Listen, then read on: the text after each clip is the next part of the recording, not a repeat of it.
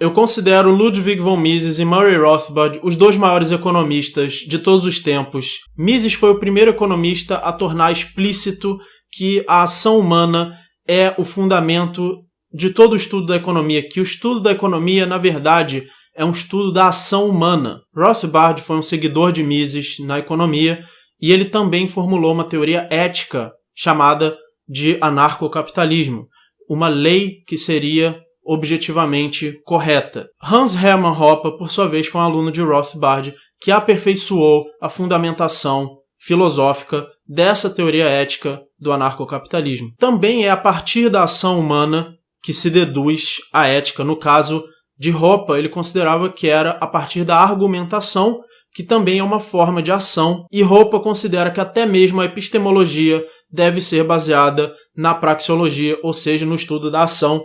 Mas eu não vou entrar nessa questão da epistemologia nesse vídeo. Acontece que eu concordo plenamente. Toda a minha teoria de ética e economia que eu apresento nesse canal é baseada na ação humana. É da ação humana que se deduz a economia, as trocas voluntárias, o valor que o indivíduo dá a bens escassos, que são meios da ação humana. A ação é usar meios para alcançar fins. É a partir da ação humana que se deduz também a ética, porque a ética, ou seja, a lei, nada mais é do que a definição de quais ações são permitidas e quais ações são proibidas. Inclusive, qualquer lei vai te dizer isso, quais ações são permitidas ou proibidas. Portanto, não se pode entender corretamente a economia e não se pode entender corretamente a ética se você não entender corretamente a ação humana. E o que a praxeologia diz? A praxeologia, que é o estudo da ação humana desenvolvido por Ludwig von Mises, a praxeologia diz que o ser humano age e que a ação é um comportamento propositado, diferente de comportamentos involuntários, como, por exemplo, piscar o olho. Se eu não estiver percebendo que eu estou piscando o olho ou que eu estou respirando, são comportamentos do meu corpo involuntários. Isso não é considerado ação. A praxeologia é um estudo da ação que, por definição da própria palavra, significa comportamento propositado, portanto voluntário. Se é propositado, é voluntário. Tem uma mente consciente, um indivíduo consciente que quer alcançar um fim, e para isso ele desempenha certo comportamento. Então a praxeologia vai apresentar esse axioma, como chamava Mises, que é o axioma da ação, que diz que o ser humano age. Se alguém quiser refutar a praxeologia, se alguém quiser provar que não, a economia não é baseada na ação humana, talvez os marxistas queiram provar isso, porque os marxistas acreditam que a economia é baseada nas classes sociais, que a economia é baseada num valor objetivo dos bens que são produzidos. Eles acreditam no valor trabalho, que o valor de um bem equivale ao trabalho que foi tido para produzir aquele bem. Digamos que alguém queira negar a ação humana. Digamos que alguém queira dizer que o ser humano não age, ou que a ação talvez seja uma ilusão. Nós sentimos como se nós agíssemos, mas na verdade nós somos apenas escravos do nosso cérebro, da nossa biologia, da nossa neurologia, não importa. Você realmente nunca bebeu água porque você estava com sede e queria matar sua sede? Você realmente nunca comeu para matar a sua fome? O fenômeno de você beber água ou comer é produzido fisicamente pelo movimento dos átomos e não por um propósito. E se alguém provasse que o ser humano realmente não age, a praxeologia iria por água abaixo. Todo o estudo de economia austríaco, todo o estudo da ética libertária, da ética de propriedade privada, iria por água abaixo, a não ser que você se transformasse num utilitarista, que você começasse a justificar pelas consequências. E se a gente não quer que esse estudo vá todo por água abaixo, a gente vai precisar provar, a gente vai precisar de uma prova de que o ser humano age. Será que nós podemos provar que o ser humano age? Nós não podemos, na verdade, observar a ação. Tudo que nós observamos pelos 5 sentidos são comportamentos da física.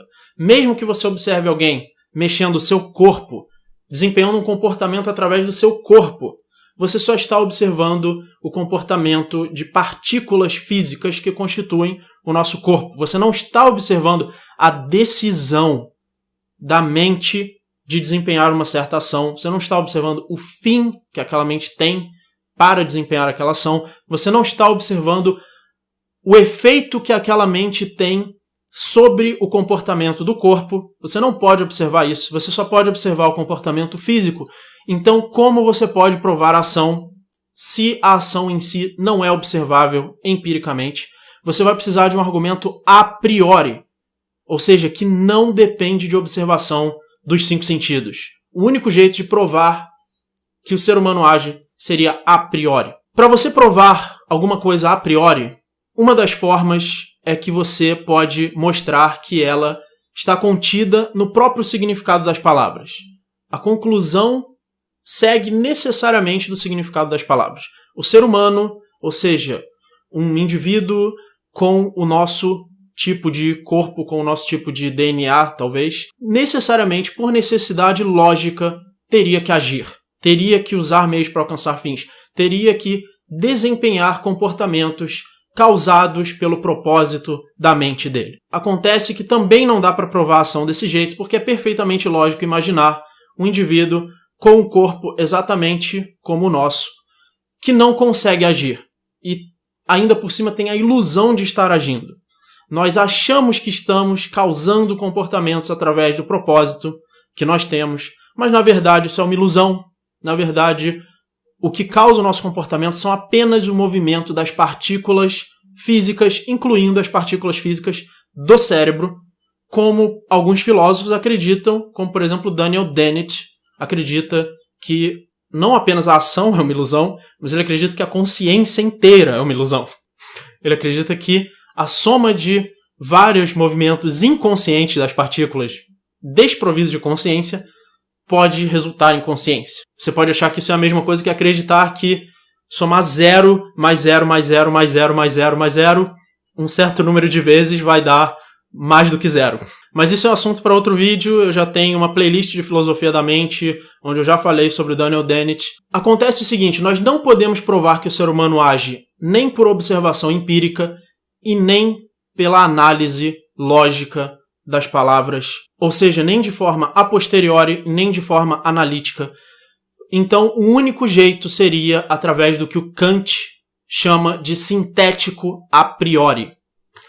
O sintético a priori é algo que não está contido no significado das palavras, mas ele faz parte da própria estrutura da mente humana. Então, a forma sintética a priori de provar que o ser humano age é a seguinte: ao negar, através das suas palavras, que o ser humano age, você, pelo próprio ato de negar, está agindo e, portanto, você está se contradizendo praticamente. Ou seja, o ato de você fazer uma afirmação contradiz o conteúdo da sua afirmação ou proposição. Isso é uma contradição prática, que é diferente de uma contradição lógica. Contradição lógica é quando o conteúdo é contraditório. A contradição prática é quando o conteúdo da sua afirmação não é contraditório, mas ele contradiz o ato de você fazer a própria afirmação. Então, o que uma pessoa que ainda quisesse negar a ação poderia responder? Ela poderia responder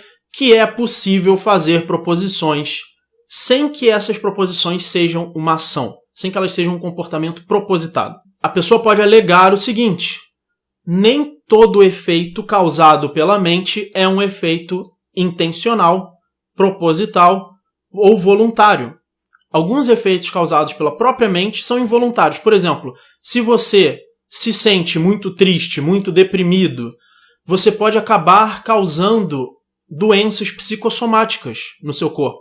Doenças causadas pelo seu estado mental, mas essas doenças não são causadas propositalmente. Você não quis causar uma doença psicossomática, mas o seu estado mental é capaz de alterar o funcionamento do seu cérebro, do seu metabolismo, resultando assim em doenças. Então a mente pode sim causar efeitos sem que esses efeitos sejam propositais. Se a mente puder então causar o efeito de fazer uma proposição, como por exemplo a proposição de que o ser humano não age, então ela poderia fazer essa proposição sem se contradizer. Isso pode parecer uma coisa meio estranha, mas é extremamente importante porque isso pode anular a prova da ação por contradição prática. Isso anularia. Se você fosse capaz de fazer uma negação sem agir, isso tornaria inválida a prova da ação por contradição prática e nós, então, não teríamos um fundamento para acreditar que o ser humano age e, portanto, não haveria mais fundamento filosófico em toda a teoria econômica austríaca e toda a ética libertária. Portanto, se nós ainda quiséssemos salvar a ação, nós teríamos que provar que é impossível fazer uma proposição sem que ela seja intencional e proposital. E é exatamente isso que eu acredito que eu consigo fazer. Da seguinte forma, toda proposição depende de um sentido semântico. Toda vez que você afirma ou nega alguma coisa, você precisa dar sentido semântico àquelas palavras que você está afirmando ou negando. Acontece que todo sentido semântico depende da intencionalidade, que é o fato de que aquelas palavras estão direcionadas a uma outra coisa. Por exemplo, se eu escrever num pedaço de papel árvore, é como se a minha palavra estivesse ligada ao conceito de árvore ou ligada às árvores que existem no mundo. É claro que ela não está ligada, não existe uma força sobrenatural ligando ela. O que liga ela é a minha intencionalidade da minha mente que interpreta aquela palavra como tendo aquele significado. Ou seja, a mente atribui significado aos símbolos. E toda proposição é feita de palavras que dependem daquele significado para que a proposição exista. Não existem afirmações voando por aí no ar. Proposições não aparecem por conta própria. Elas precisam ser feitas por uma mente que atribua sentido semântico a elas. Acontece que o sentido semântico só é inteligível partindo do princípio da consciência, porque é a consciência que é capaz de atribuir sentido semântico a símbolos sintáticos como palavras. Não existem proposições separadas desse sentido semântico que somente um indivíduo consciente pode dar às palavras da proposição. E, portanto, uma mente não pode gerar uma proposição de uma forma inconsciente. Mesmo que a mente possa gerar efeitos no corpo de uma forma inconsciente, como, por exemplo, dependendo dos seus sentimentos, se você sente raiva, se você sente tristeza, isso pode alterar o seu metabolismo, mas esses efeitos são meramente físicos. Eles não envolvem um sentido semântico. Quando uma mente produz uma proposição que tem sentido semântico, ela precisa fazer isso conscientemente. E se uma mente causa um efeito conscientemente, ela está fazendo isso voluntariamente. E se ela está fazendo voluntariamente, ela está fazendo propositalmente. Ela tem um fim para alcançar ao desempenhar esse efeito conscientemente. Portanto, toda proposição é feita no curso de uma ação. Ou seja, toda proposição é feita através de um comportamento proposital.